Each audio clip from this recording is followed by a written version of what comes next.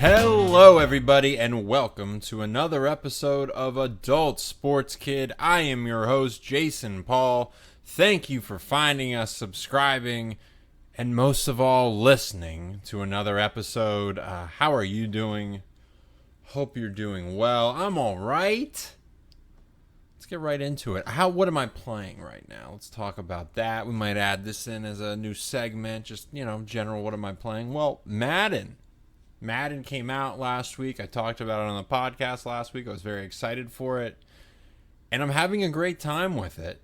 And quite frankly, I'm doing something with it that I've never really done before. Not at all, I don't think. A feature that much talked about online in the communities I used to frequent, especially when I was younger, like Operation Sports, was the online franchise mode, where you and 31 of your friends would get together and be an all-user team franchise. And that, listen, I dabbled in it. I remember having a University of Texas online NCAA franchise mode that was pretty much all kept on ourselves with spreadsheets. And that was as far as I dipped my toe in, really. It didn't, being in a league with strangers didn't appeal with me that much. I never had, 31 other friends that much into the NFL football to do this with. But as I looked at how the franchise mode in Madden is, where it's basically you can choose an offline franchise mode or an online franchise mode, and they behave pretty much the same, I brought this up to a buddy of mine who will be on the podcast of what if, you could join my franchise. And we tried it. And quite frankly, I love it. I think it's a really cool way to... It's a blend of an offline and an online franchise. Because if it's just me and one other person, we have 30 teams controlled by the computer. But what is awesome is we have a shared universe that we can converse about. We are both teams in the AFC North. I'm the Ravens, he's the Browns. So we're not only division rivals, but we're all going for the same goal. The Lombardi Trophy. So I think it's really cool, looking at the stats, talking about, what teams are doing well, what teams aren't doing well, comparing, of course, our own teams and how they're doing. I like to report the Ravens are struggling, but we're hoping for a second half come up. We're 5-3 after 8 games. I know some of you probably, that's not struggling. It feels like it's struggling. The offense is anemic. But this is great because I'm in a universe where the moves that happen, I have somebody to talk to with. So I'm actually exploring. I want to explore this more in other games. I think NBA2k would be fun to do something like this with. If the show ever made their online support a little more robust, I think that would be a good time. Because it's really neat to be able to, talk and compare franchise observations with someone who's actually in it with you. I think I actually used to do this way back in the day and in the early aughts with Madden with a kid in the neighborhood, and we just, when he'd come over, we'd play a game, or during sleepovers you'd simulate seasons with somebody, maybe both take control of a team and see how well you did. But this can go on in perpetuity. And users can come into the league, so if you have more buddies who get Madden and want interest, they can come in, people can drop out. So actually, I want to give applaud EA that's really brought me in. I'm having a lot of fun with it. I'm having more fun than I've had with Madden in many years because of it. And I don't want to stop. I want this to be a staple of it because it really adds replay value. And I'm really looking forward to playing my friend who's in the same division for a game with high stakes. A game that has high stakes for both of us, not just a one-off head-to-head matchup, but a team that I know my team well, he knows his team well, and we really see how we're going to do after we've coached these teams up and coached the staffs up, for lack of a better term, and made moves in free agency. And then we can think about seasons down the line. If this keeps going, we have all this history to pull from. So I'm looking forward to this, to playing him, but from what I hear on Twitter, there is a nasty bug where head-to-head games cause a desync and the game doesn't count, or it just drops you all completely. So that's also that's disappointing. That sort of pulls out the rug from under this excitement I was talking about. And it's disturbing that things like this slip through the cracks for something this big. I mean, there's whole communities online dedicated around just playing franchise modes together, and especially if you're in a 32 team all user league, there's really no workarounds, to borrow a software development term. So it's very disappointing that bugs like this exist, especially early in a game cycle when the hype is the highest. And this is the crazy things about games nowadays is the hype is the highest when it first comes out, but a product's never been less complete when it first comes out than video games are today. And it's things like this that could kill excitement. So I'm really hoping that, one, we can try this out and maybe this bug doesn't affect everybody. We are going to do our due diligence there. But two, I hope EA fixes something like this because it's very demoralizing. I think that's the best term, because you fall in love with a mode, and if it just works the way it's intended, that's all you're looking for. I'm just looking for it to work the way it's intended. I don't love all the computer franchise moves, but I feel like that's diminished a little bit, my focus on that, because of I have a real, social connection with other people in the league. So it's not just about the computers doing. I have a comparison point beyond that. And it's really unlocked a lot of fun. But bugs like this are going to hamper that fun. So I really, truly hope that something gets fixed with this. But I'm having a blast with online franchise. It's really going to make me want to try this in other games. I think it's quite amazing. So, overall, with Madden, I'm having a good time. I think the gameplay is pretty damn good. Is it perfect? No. But there's some things I think are great. Like just a small thing. Wide receivers catching the ball in bounds. It seems, at least with highly rated receivers, and maybe that's like the cutoff, but most receivers I throw to seem to be intelligent enough, at least as intelligent as NFL receivers are, to know where their feet are and to catch a ball and remain in bounds. I remember that being a problem for Madden across generations. I think a game like NFL2k5 had great awareness, but for some reason it eluded EA, and now it feels like it's there. It feels good. I do feel less helpless on defense. I feel like last week when I first got at the game, I didn't really sink my teeth enough into it, and I might have been judging it too harshly defensively. And there is problems with coverage, no doubt, from your CPU defenders, especially around cover 2. But I've been able to mitigate that for the most part against the computer and All-Pro and have fun with it and really have a defense that's quite good. It's the offense that's losing me games. So I feel like defense is close. I feel less helpless, and I feel like there's some tweaks there that are going to make defense feel amazing and feel like you do have control. And obviously most of that control is going to be via the play calling and, the one or two guys you can really control on a play. But for that, I feel like I've hit some sort of a groove there, and knock on wood, as I probably will lose a game I play tonight. Offense is very close to being, I think, a great game of football on the field. Playing as the Ravens primarily, I feel the averageness of my receiving core. I feel the averageness of my running backs. And I feel the explosiveness that exists within Lamar Jackson. And I think that's what you want, right? Like, previous Maddens, it was really easy to be like, I have a speedy receiver. He's going to outrun the cornerback. I'm going to throw to him, and all will be well. And that's not the case in Madden 22. It's truly not a great time to just chuck the ball up and hope your receiver catches it. I've thrown 20 interceptions so far in my season.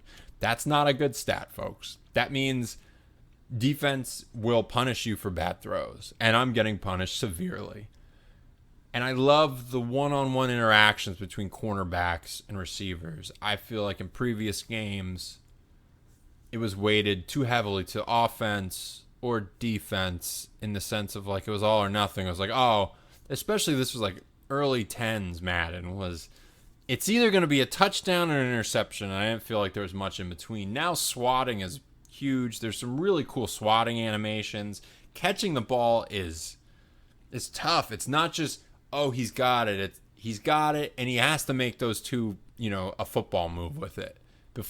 Truly, before it's a catch by the rules, and in Madden for you to feel like you've actually gotten it. I've had countless times where through a bullet pass, guy gets hit right away, it falls out of his hands. And as frustrating that can be in the moment, I think it balances the game realistically. And it feels like a game of football where you're playing with real people.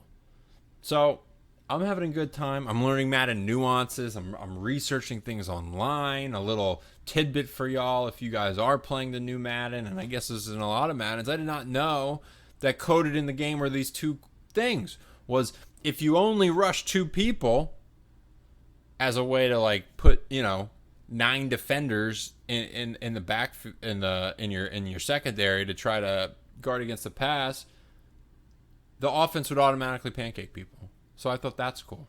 Also, if you hold the right trigger on the Xbox or R2 if you're on PlayStation and gauge as a quarterback and gauge a sprint behind the line, which is scrambling when you're the quarterback, your blockers will disengage to balance the game out. So defensive ends and defensive tackles have a higher chance of getting to you and sacking you to balance spamming the scramble, which started in Madden 04 with Mike Vick.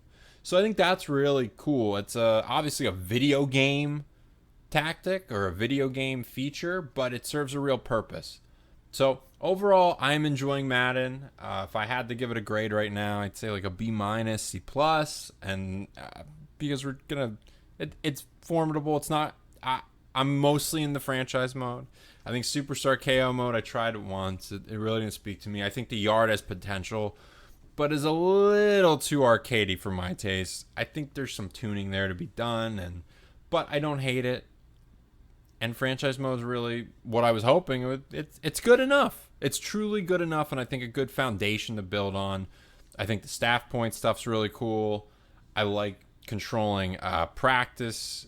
Practice not only focuses on that week for practice for game plan, and not only just the players you choose to level up faster, which have been in previous Maddens in recent years, but also the intensity of the practice on both the offensive and defensive side of the ball, and choosing whether to split time between your starters and your backups. So, with all that said, I am enjoying Madden. Maybe I'm a fool. Maybe it's just a new car smell still, and that's fully possible. But for what it's worth, I'm enjoying it. Been a Madden skeptic. Haven't played it for the last 2 years, so that's also probably playing into it. But I'm enjoying the presentation, the graphics. I think it's a good enough time. Is it going to last me forever? Is Madden going to be the game I primarily play for the rest of the year? We'll see. I don't know. We have a crowded landscape of sports games coming out, which brings me to something else I wanted to discuss, which was how news and previews for sports games has really evolved. I think if I'm 32 years old, if you're around my age, you remember the days when Game Informer would tell you all about the new NBA games in June, right? The issue that covered E3 comes out the next month, and you get the news on the newest NBA2k and the newest NBA Live, NBA Showtime, if that was still a thing at that time. And now that's sort of gone. We're in a very hype-free zone, I guess. It's very bizarre. So we got our first drips and drab of NBA 2K news, and I'll go over that a little bit later. But it's August, and that game releases September, and that's not even to talk about the fact of why does that game release the second week of September. That doesn't really make sense. But we don't know anything about it at the start of August. We didn't know anything about it a month before it came out. But God knows 2K was accepting pre-orders.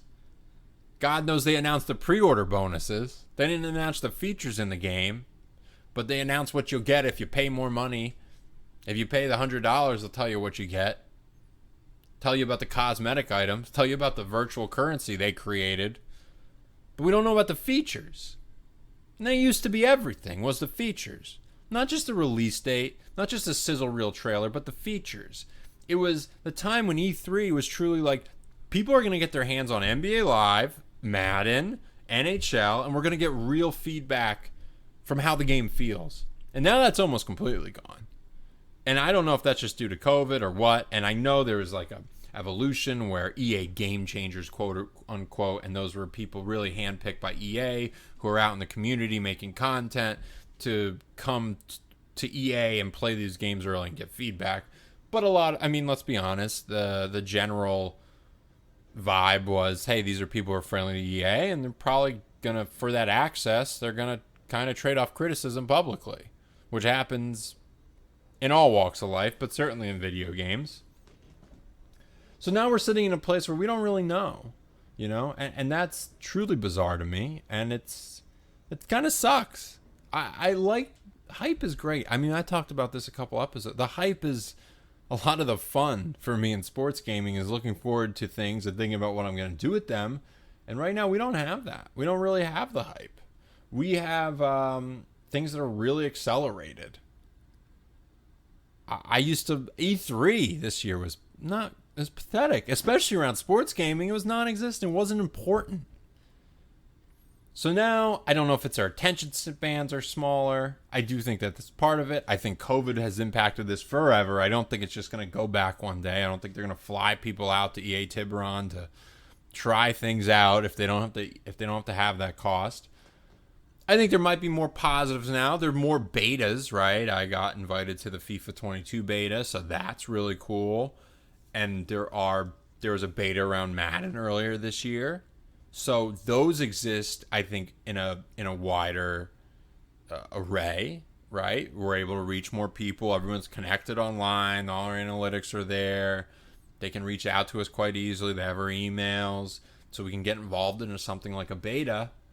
But beyond that, it's not the same. The hype used to be 6 months, For some games, it truly was. If you think about, May E3 stuff comes out, NBA Live doesn't launch October. That's 5 solid months.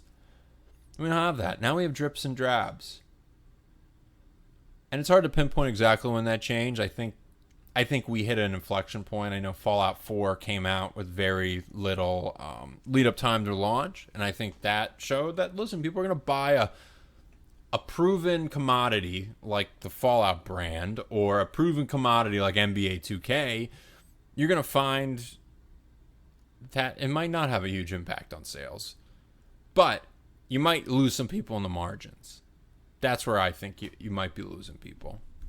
But what do I know? NBA 2K still sells like gangbusters.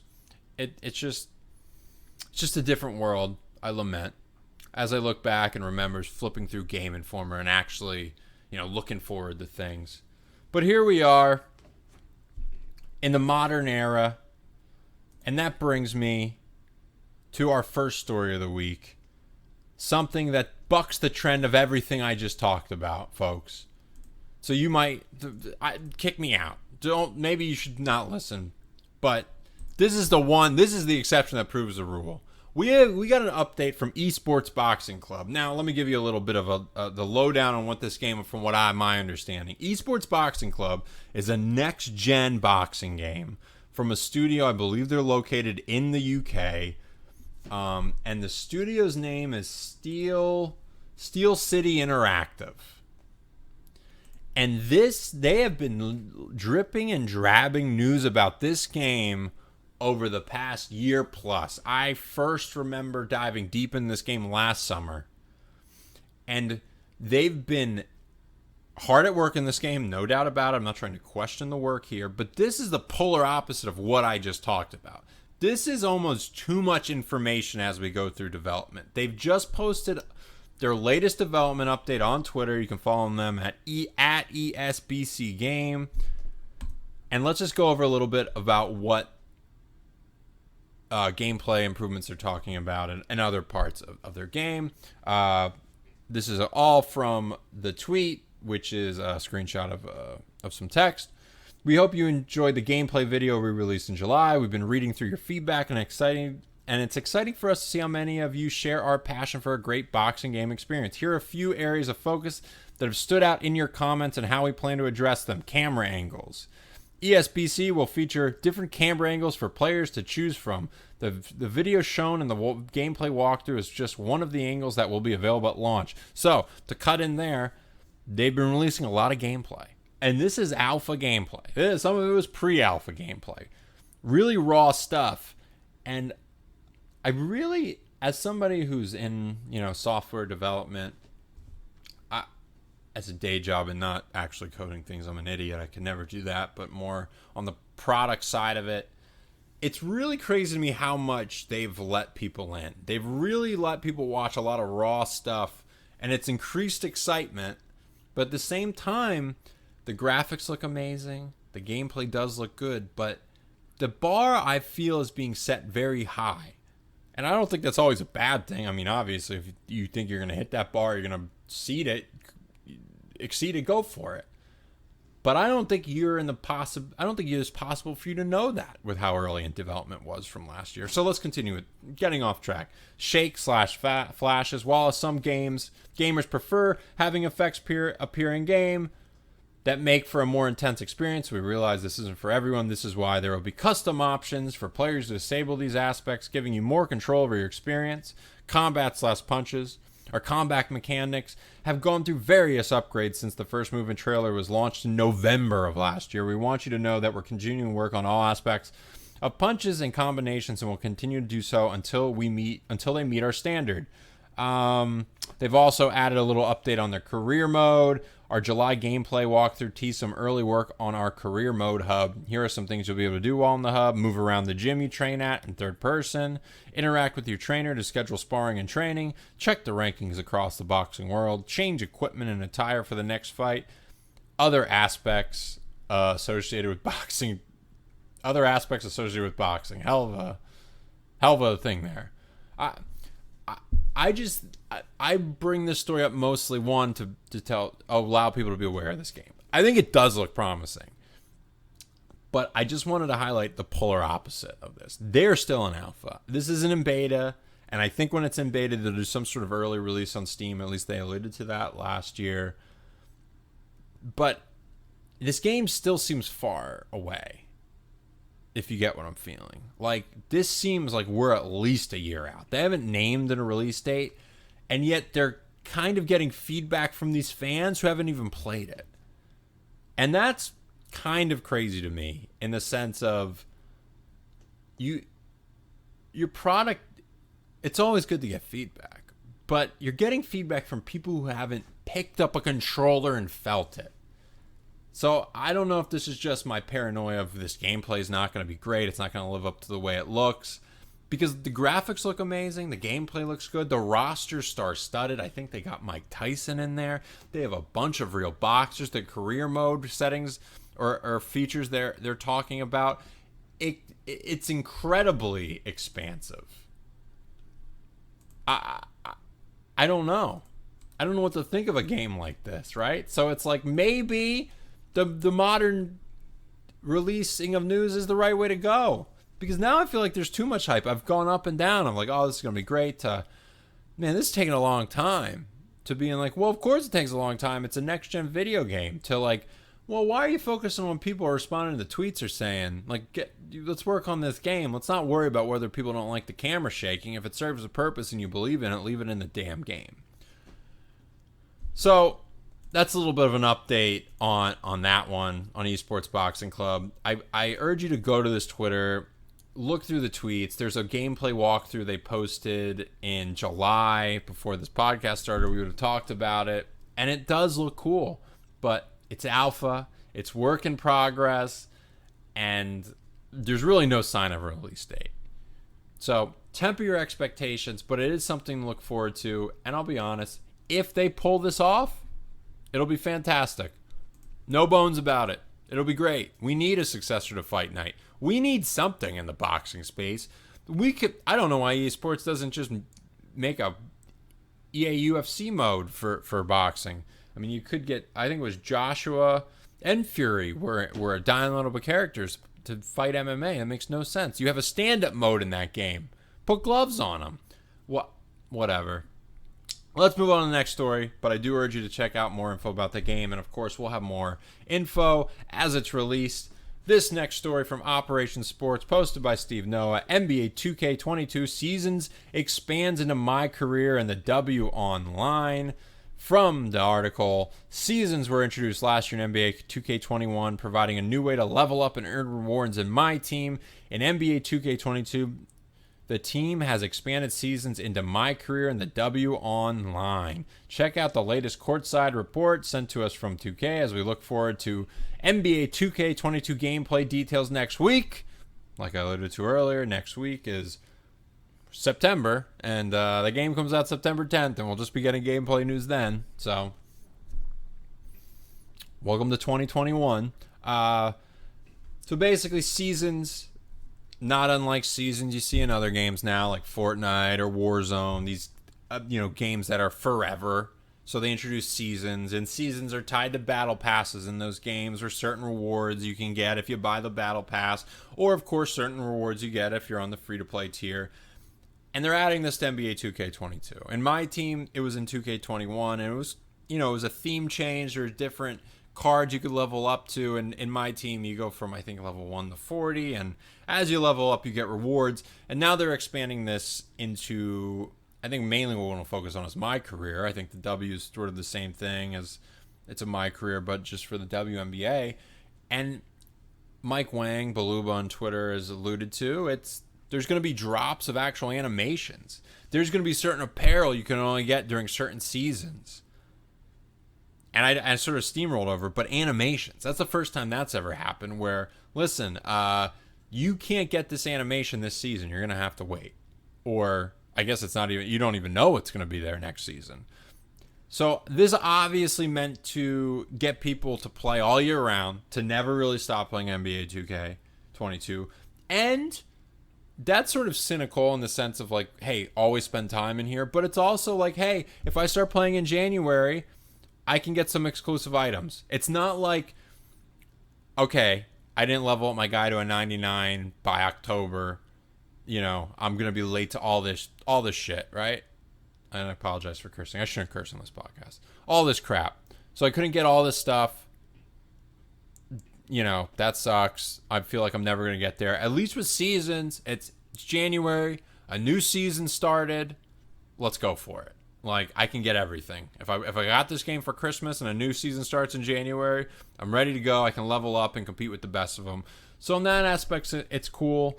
But I can also see a cynical side of it where it's like, oh, now, are you going to give us more animations? Or are you just going to take the same 50 animations for this specific situation and just drop them in 12 to 15 increments across the year?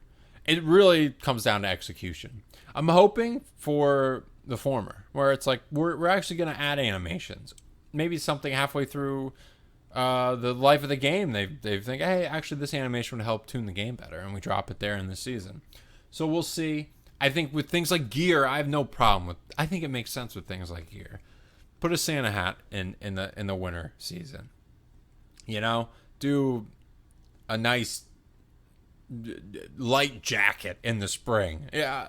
For things apparel and cosmetic, I have nothing, negative to say. I think that's what DLC or that's what microtransactions should be reserved for, to be quite frank. So we'll see how that plays out. But season's now a thing in NBA 2K22. To stay on the 2K22 front, but to shift gears to wrestling, Phil Varquette at Operation Sports has a story. WWE 2K22 releases in March 2022. Teaser trailer revealed. Of course, WWE 2K took last year off. There was no WWE 2K21. There is a WWE 2K22 that's highly anticipated to do that year off. And quite frankly, due to the wrestling landscape right now, it hasn't been this exciting to be a wrestling fan, or maybe not exciting is the right word, but most interesting. The landscape's ever evolving right now. So there's interest in wrestling. And this game's highly anticipated because it wasn't released last year, and because this is the first next-gen wrestling game. So as we look forward to this, we were all hoping, hey, maybe this fall, this winter, we get our hands on it. Not going to happen. It's going to be in March. They showed the trailer at SummerSlam, and it was all right. There was in-engine gameplay. There were some ring entrances. It looked beautiful, but no gameplay details. We don't really know. And clearly, if it got delayed to March, it's not ready yet. This wasn't a business decision by Take-Two or the WWE. And you say, how do you know? Well, this next story sort of informs that conjecture with And this one's from Sports Gamers Online. And the headline, sources, WWE 2K relationship seriously strained. It was revealed on Saturday evening during WWE's SummerSlam event that 2K Sports made the decision to delay WWE 2K22 until March 2022. The decision has seen mixed reaction from fans across the internet, but that's not the only place having issues with the delay. Speaking with multiple sources at 2K Sports, developer Visual Concepts, and beyond, there have been quite a few high-level decisions causing concern among the teams. SGO has learned there's been infighting regarding the direction of the game. 2K Sports and WWE have been going back and forth on pushing back WWE 2K22 since immediately after the game was announced. Most of those within WWE wanted the game to release in its normal Survivor Series window. Those from 2K Sports and Visual Concepts, on the other hand, push hard for the delay of the launch. One of the reasons given us the sheer amount of releases were the sheer amount of releases over the past year. The team has been working on scanning wrestlers, building new character models pretty much from the ground up, while a number of superstars built were on the release list. One source said, this is shaping up to be the most outdated roster a game has seen. With how many wrestlers have turned over, a lot of them going to a competition, you can't leave those wrestlers in WWE, especially when AEW, where those wrestlers are going, is going to have a video game of their own. So, from that little blurb, first off, direction of the game, that scares me. That's still not really decided. I think you saw a WWE 2K go a little too sim with not enough fun, but you go too arcadey with not enough sim aspects, and that scares me that that's still a conversation. That before, we showed that first trailer last year that we just didn't, or whenever they showed that first trailer, I think it was earlier this year, that they didn't know where they were going. Like, that's scary that that's still a thing. But even more scary is WWE wanted to just push out a product, right? Like, if you're a developer and you're saying, no, we should delay this pretty much 6 months. Instead of October, we'll do March. And WWE is saying, no. That tells me WWE doesn't really care about the quality. Because I think delaying games is always the right thing if you think you should delay the game. That means it's not there. And that's in the world of 2021, where you release a product that's not quite there, and we know we're going to get across the finish line eventually through patches and updates. But if they don't even think they can do that in a reasonable amount of time, that means we were heading towards another WWE 2K20 situation. Further along in the article, it states, WWE has made it known they want a better product this time around, despite still making record profits. The largest wrestling company in the world lost quite a bit due to the poor launch and reception surrounding WWE 2K20. Things got really bad when it reached a point where refunds were starting to be issued.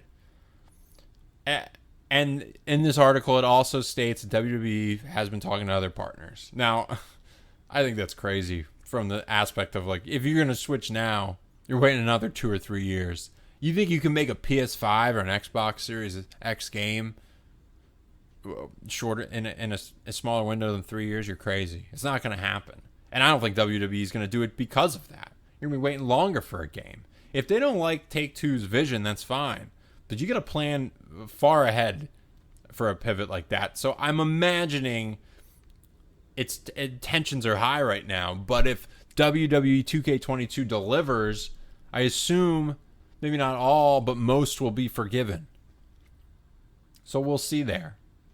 I want this game. WWE 2K19 was actually pretty highly reviewed. People do seem to like it. But they're when you go to a new system and you had all that negativity around 2K20, it's clear they're building things from the ground up. And they're going to need time to do that. I, for one, support the delay, support these developers. I imagine they have I'm sure their heart's in the right place. But this is what you're doing. You're doing business with a huge corporation like the WWE. They want a product out there. And it's really a shame that, it's gotten to this point. I think WWE games, look back 20 years on the theme of this podcast, it was better back then, I'll tell you that. It was better back when PlayStation had a game, N64 had a game, and they're both pretty damn good.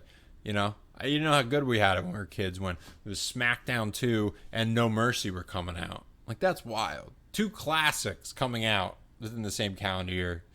That's never going to happen again until hopefully AEW gets into the video game landscape in the coming years. But this big fight between these two corporations batting heads, I actually don't know which one's bigger. I mean, Take-Two's a behemoth. If WWE thinks they're just going to like push around those guys, I think I'm glad that they held firm, seemed to be sticking to their guns, and they realize the quality of this one is of utmost importance. Nobody wants a crappy product, and if you get the crappy product, that's where the real problems start, as they saw with WWE 2K20. This story, I forgot to mention, was written by Michael Straw, so we thank Sports Gamers Online. The next article, also from Sports Gamers Online. Sources: EA Sports returning to baseball. It's been 14 years, but EA Sports is making a return to the baseball video game market. SGO has learned that the company is working on a new next-gen baseball video game unrelated to the recently acquired Metalhead Software and Super Mega Baseball. That's huge. So, in this article, they say 2024 a possible launch. This is big. I mean, this is EA Sports getting back into things, right? They've hired some producers from the NBA2k franchise to, I assume, work on a new incarnation of NBA Live. They're getting back into NCAA football, especially with players being paid now. There's no excuse for them not to get the licensing going there. And now, even in addition to Metalhead and Super Mega Baseball, which is a critically raved about franchise, but a very unrealistic looking game, but a quite realistic and fun playing game, they're trying to get back into baseball. That's big, right? MLB The Show has owned that marketplace. I'm not quite sure with the exclusivity deals, but the article does state, as far as licensing, everyone I spoke to said the assumption is that MLB will part of the game. I hope MLB's learned. The NFL hasn't learned, but I don't think exclusivity helps anybody. I don't think it helps the corporate partner from the leagues. It certainly doesn't help the quality of the video game. For God's sakes, competition is great when it comes to video games. Let's bring more out. And it would be great if MVP came back. I love the show. I love playing the show. It's a frustrating experience, though. I'm frustrated when I can't hit. MVP Baseball had some mechanics that I still don't understand why they're not a part of modern baseball games like the show. MVP 2005 is regarded as one of the greatest video games of all, or sports video games of all time. I'd argue it is the best baseball video game of all time. The fun factor was out of this world. I love the mechanic with the pitching where you could, based off of a pitcher's release, you get a glimpse at the ball and you know what sort of pitch is coming. That was to me, that screams realism, because when you're a hitter, you know what to look for. I, as a layman, certainly don't. And I certainly don't in the pixel world of video games on MLB The Show. And it seems like that ball is coming at me at 99 miles per hour for real. I don't stand a damn chance. MVP was fun. It had a stadium creator back then. Like, they were on the right path. So if we can get a spiritual successor to MVP Baseball, if we can get a good, maybe an EA Sports, my player situation to play with your friends, I like this. I like the general EA Sports investing again in more sports. EA Sports used to have offerings for everything, and now it's truly limited to only things they found success in, and that success was mostly Ultimate Team. And that does not speak to me in the same way as franchise modes back in the day did. So I'm hoping, I have my fingers crossed, that we get a lovely incarnation of MVP Baseball that's fun to play, easy to pick up and play, and really scratches the itch that sometimes the show can't because of the show's very, strident and stringent adherence to realism, which I'm for, and I love that as an option, but I don't love that as the only option. And the more options, the better, and this is what I like to hear, because also this investment means they see something in the market. They're not just going to be copycats, and they shouldn't be. These games should be offering different things to different people. That's also how you get more people into the sports in general. You think if baseball is struggling, and it certainly seems to be with younger people, a video game is going to help that. And it's an accessible video game is going to help that more than an inaccessible video game. Now, that's been rectified a bit. MLB The Show is now on Xbox platform, so it's not like you just had like a year ago you had to have a PlayStation 4 to play it. Now you can have a PlayStation 4, a PlayStation 5, an Xbox One, or an Xbox Series S or X. So fingers crossed that this is true, and two, that we're living in a landscape in a few years where there's a new NBA Live, there's a new MVP, there's a new NCAA football, and maybe there's a fight night. And there's Skate 4 being worked on. That would be great. The more sports video games, the better is what I say. Finally, speaking of more sports video games, we have one more this fall season that's going to come out. We have NBA 2k22 on September 10th. We have FIFA 22 October 1st. And last week we detailed NHL and their release date. Well, now we got the first gameplay trailer. This gameplay trailer can be found on YouTube. If you just search NHL 22 official gameplay trailer, it's on EA NHL on Twitter.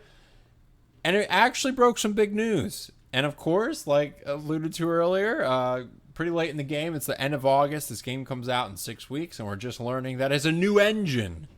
Yes, that is a fact. The Frostbite game engine is in fact being used in EA NHL. They never migrated over to Frostbite when the rest of the sports franchises did during the last generation. They have here. So that's a big news that there's a new engine. So I really enjoyed the last NHL I played was NHL 20. New engines scare me in the sense of I feel like it's going to take a couple years to get your footing, but we'll see. Also, it seems like the new engine's both next gen and previous gen. So it sounds like they're built from the same foundation. So I don't know if that means it's going to limit next gen in terms of graphics. The graphics looks pretty good in the gameplay trailer. The biggest news I do think is that Frostbite game engine. The second biggest thing that they highlight is the Superstar X Factors, a feature from Madden that they're porting over into the hockey world. I do like how it's used in Madden. I do feel that the players who have the X Factor designation do deserve it, do play better than the players who don't, and you have to actually account for them on the field. I hope that's the same for players on the ice here, where you really have to account for a Connor McDavid or an Austin Matthews more than a regular third-line center. I want to feel that skill gap, that difference in playing them. I want to have fear when I play the top guys in a sport. So I hope that Superstar X Factors bring that over. I hope that I feel more empowered as I control these guys to do cool moves and to make me really feel like them. But going back to that engine, until I play this, I'm gonna be very skeptical that they could pull it off in 1 year. Enhanced stick physics is another thing they highlight in the trailer, and I think that was something in EA NHL hockey I was totally willing to do without. I'd be like, listen, if it's just gonna cause more issues to have stick physics be more realistic, let's balance the game. But some of the shots they have, it seems like the stick physics are more realistic, and you're gonna be able to use it to your advantage. And it looks, because we all saw, when a stick would disappear into the boards or into the side of the goal, or you throw a stick and it go through a guy because they didn't want to trip you. There's a lot of different variables at play with sticks. And if they're committed to actually make sticks work correctly, look correctly, and also retain that balance, then I'm all for it. And that means, to me, hopefully that they have, a bigger team to focus on something like that. I always felt like the EA NHL team seemed like the stepchild of the Madden and FIFA. And they truly must. I can't imagine the size was. I'm sure they were a fifth of the size of those teams. So I hope that reinvestment, it seems like it came with this move to the new generation. They get them on the new engines. And I hope this allows them to do cool things. The last thing highlighted in the trailer, a presentation quirk, so to speak. Augmented Reality UI. I don't know how I feel about it.